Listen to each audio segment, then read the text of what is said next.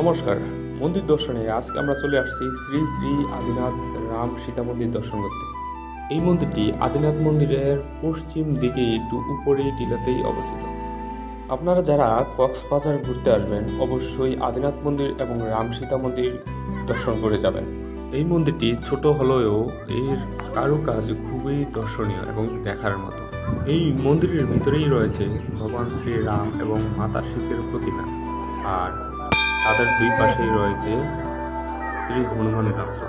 মন্দিরে দৈনিক সকালবেলায় পুজোর আয়োজন করা হয়।